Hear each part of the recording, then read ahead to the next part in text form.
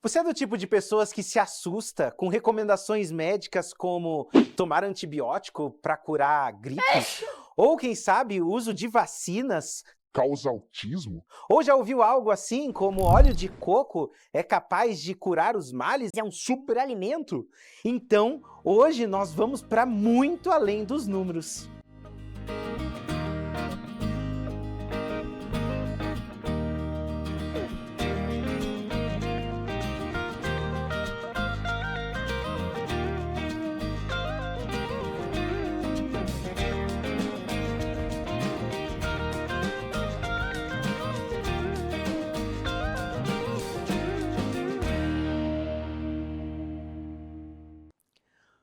Hoje nós vamos conversar um pouco sobre a importância que a análise de dados tem para a gente conseguir determinar se uma variável ou um conjunto de variáveis é relevante. Vamos dar um exemplo? A gente fica pensando assim, o óleo de coco, será que ele é ou não é um superalimento? Enfim, a gente precisa colocar essa hipótese dentro de um ambiente controlado e investigar o alimento. Investigar se ele faz bem, se ele faz mal, sobre um conjunto de indivíduos que é heterogêneo. São pessoas de diferentes gêneros, idades, diferentes classes sociais, diferentes em tudo. Pode ser que o óleo de coco traga benefício para uma ou outra pessoa. Pode ser que traga malefícios para outra pessoa. E a grande questão é, como que a gente extrai de uma pesquisa científica essa conclusão sobre cada uma das coisas que a gente quer saber, sobre o óleo de coco, sobre a vacina, sobre o antibiótico, enfim. Pensando nisso, quando analisamos um conjunto de dados, pode haver algumas contradições. Pode ser que casos particulares nos levem a conclusões gerais que são erradas. Hoje nós vamos ver 3 confusões que acontecem em análise de dados. Vamos ver a primeira? A primeira confusão que surge em análise de dados é quando a gente confunde a amostragem que a gente tem e extrai de lá certos viés que não valem para a população como um todo. Vamos pensar o caso das vacinas, por exemplo? Claro que se você pesquisar, existirão casos particulares de malefícios que a vacina trouxe. Entretanto, isso não é um caso geral. A estatística, para tirar conclusões sobre o conjunto de dados, randomiza e aleatoriza os dados para a gente poder entender o que realmente acontece com a população.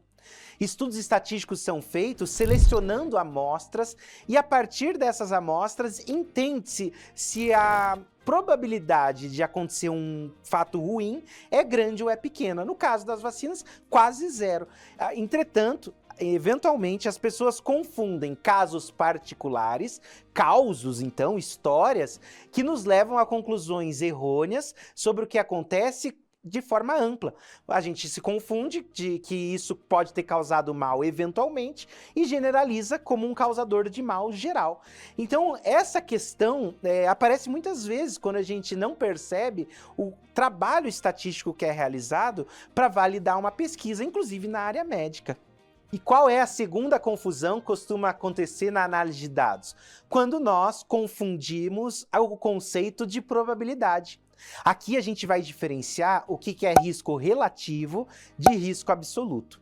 Então, determinada propaganda de um medicamento, por exemplo, o uso de vitaminas ou qualquer outra coisa nesse sentido, te fala que quando você, vamos supor, toma suco de laranja todos os dias, a probabilidade de você contrair uma doença fica em 50% do que era antes. E você pensa, opa, tenho aqui um bom motivo para tomar suco de laranja. Afinal de contas, 50% menos de doença, que confusão, né?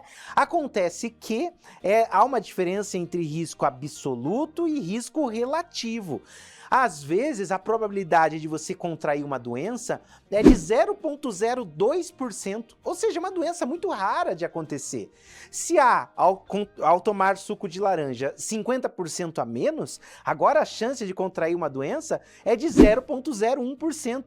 Na prática, houve quase nenhuma diferença. Quer dizer, você já não ia contrair a doença, tomando suco de laranja, muito provavelmente você continue sem contrair. Então há uma confusão aqui na interpretação de probabilidade. Agora, a principal confusão que existe na análise de dados é quando nós apresentamos a correlação entre variáveis e a sua causalidade. Correlação não implica causalidade. Palavra difícil, né? Mas a gente vai entender. Na tela, você está vendo um gráfico e olha só que interessante. No eixo horizontal, você vê a temperatura em graus Celsius. O menor valor ali próximo de 20 e a maior próximo de 40. E eu tenho duas grandezas que foram marcadas no gráfico.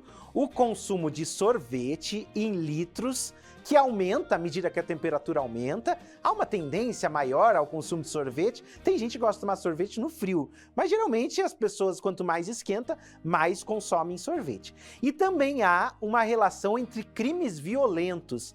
Dados estatísticos mostram que quando a temperatura aumenta, o número de crimes violentos aumentam. Os gráficos mostram que ambas as variáveis estão associadas à temperatura.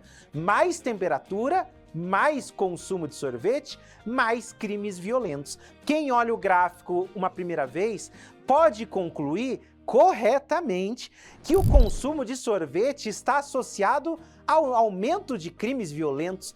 Mais sorvete, mais crime violento, e você tem que achar isso normal. O que não é normal é você achar que a causa para o aumento dos crimes é o aumento do consumo de sorvete, como se de alguma forma estivesse atrelada a propensão às pessoas a consumirem sorvete à vontade que tem de causarem crimes violentos. Isso faz tanto não sentido que chega a ser cômico. Mas na estatística, muitas vezes a gente confunde esse tipo de dados quando a gente fala sobre correlação e tenta tirar de lá alguma causalidade. Mas hoje, como você tem visto, a temática que a gente está falando é sobre alguns mitos e algumas controvérsias, nós chamamos controvérsias sociocientíficas, que costumam aparecer no senso comum, muitas vezes por confusão de dados, outras vezes pela tradição que se passa de pai para filho, nas culturas, nas comunidades e assim por diante. Então, para a gente conversar um pouco mais sobre isso, nós teremos uma convidada. Vamos lá falar com ela, então. Então, para discutir com a gente como que essas controvérsias sociocientíficas aparecem em consultório, nós trouxemos uma convidada especial. Trata-se de uma médica, Giovanna Zanelato, pesquisadora na área de saúde coletiva e que vai poder nos contar um pouquinho sobre esse processo. Também atua no SUS, né? Bem-vinda. Muito obrigada, professor Guilherme. Prazer estar aqui.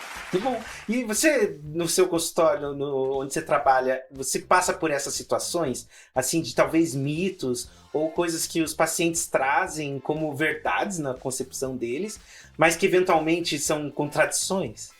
Várias, professor Guilherme. No dia a dia ali do consultório, sempre tem pacientes que chegam muito exigindo exames, talvez, né? Tem uma dor de cabeça, preciso de uma tomografia urgente, né? Então, além de tudo, tem esse paradigma de que você tem que pedir muitos exames para investigar qualquer doença e que tem que ser urgente, né? Então, tem essa questão do tempo também. Ah, interessante. Mas e como que lida daí para trazer a contradição na vida dele, né? Porque aí o paciente quer fazer exame, né? Um monte de exame e quer se resolver a vida dele, né? Mas se você que é médico sabe que não é esse o caminho, né? Como que convence uma pessoa dessa? Porque eu imagino até a forma que ele recebe informação. Para entender que ele precisa fazer um monte de exame, ele deve ter sabido disso de algum lugar, né? De alguma forma. A medicina, no geral, assim, vem todo de um contexto que a gente chama do contexto biomédico, que é o quê? Olhar a doença e só, assim, a doença e o diagnóstico. Então, toda essa cultura vem vindo através da mídia, através das sociedades, né? Enfim. E isso chega até o paciente da forma que tenho que fazer um exame, tem um sintoma, tenho que fazer um exame. Na verdade, quando chega com essa crença, né, que a gente fala, você acolhe, né? Eu, pelo menos, eu quero ser médica de família e comunidade, tem esse viés, assim, de acolher e entender o porquê que o paciente pensa aquilo, né? Então, a gente tenta, na consulta, claro, vamos ver, vamos investigar, sim, né? Nunca, assim, negar e falar assim, não, né? você tá errado. Porque ele vem de uma concepção que ele foi ensinado, né, pela sociedade, pela mídia, concepções de vida, que aquilo é o certo. Então você vai quebrando essa crença, entendendo por que ele tem aquela motivação e explicando. Esse tem necessidade, esse não tem. Tudo com paciência, né, e calma, porque ele também não é obrigado a saber, né? Então a gente passa ali a informação de forma acolhedora. Ah, isso é interessante, né? Porque eu fico imaginando o conflito, né?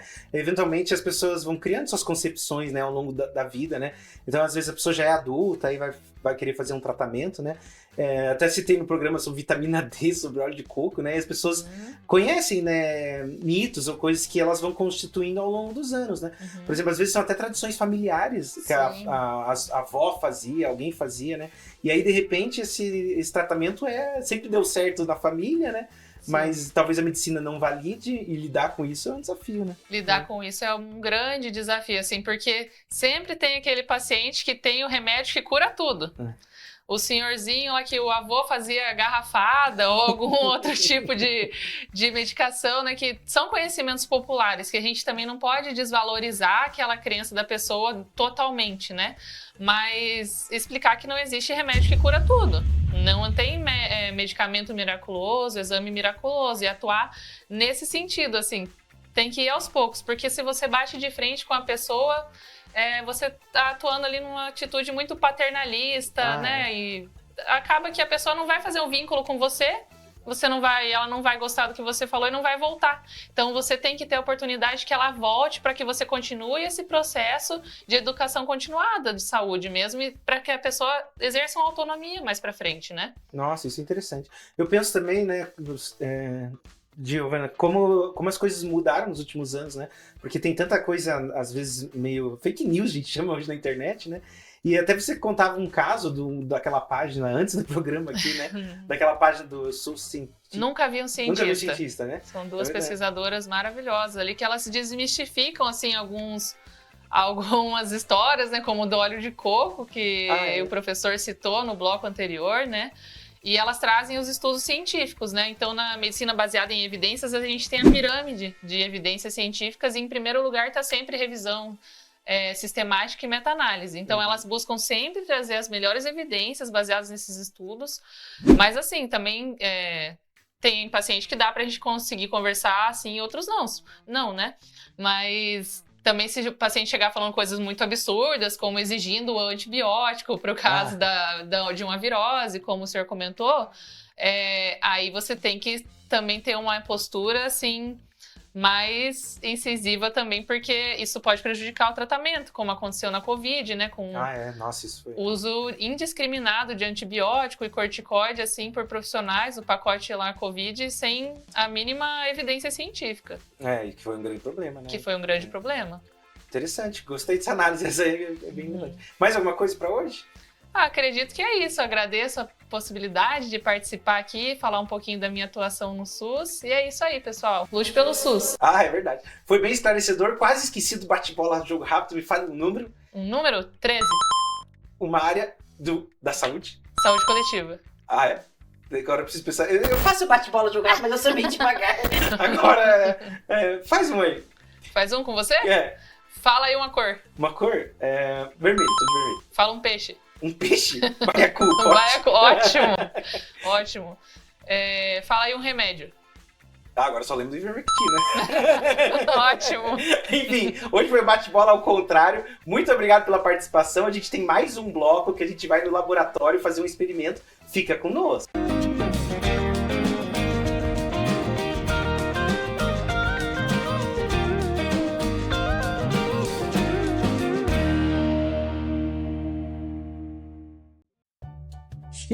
Estamos aqui no laboratório da Uninter para tentar responder, será que conseguimos visualizar os campos magnéticos? Então eu trouxe aqui para você hoje, antes de tudo, um ímã. É um ímã um pouco mais especial, porque ele é um pouco mais forte do que o que a gente tem geralmente em casa. Veja que tem os polos norte e polo sul deles. E a gente tem aqui ao lado um pouco de limalha de ferro. E o que eu vou fazer? Vocês devem se lembrar que o ferro é atraído pelo ímã. Então a força é a força magnética. E existe um campo de força em torno desse ímã que atrai qualquer objeto metálico. E é o que eu gostaria de visualizar, porque quando eu olho para o objeto, não vejo nada.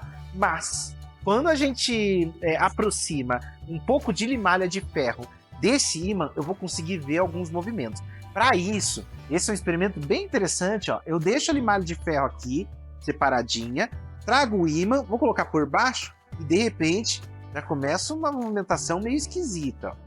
Alguma coisa está se movendo. Opa, tá nada que eu fiz do lado errado. Agora vai. Agora sim, começa uma movimentação esquisita. Tem alguma coisa acontecendo. E você começa a ver os desenhos das formações magnéticas. Olha que interessante, se não são os campos magnéticos. O ímã, o ferro tenta se aproximar do ímã. E olha o que a gente observa. Há realmente uma movimentação. Ó. Eu consigo até mudar um pouco a direção. Opa, fazer alguns desenhos. E você observa que há mesmo um campo magnético. Quem gosta de estudar cálculo diferencial, cálculo integral, sabe que em matemática nós modelamos campos a partir de funções vetoriais, que podem ser usadas inclusive para descrever isso daqui. Olha que interessante, você sabia disso? Conta para mim até inclusive aí nos comentários e qualquer canto que você possa, o que você já tinha visto os campos magnéticos na sua vida real. E eu deixo aí de curiosidade para você investigar o que seriam os campos magnéticos, o campo magnético do planeta Terra. Será que ele existe? Enfim, deixo você para investigar para muito além dos números. Um abraço, te espero na próxima edição.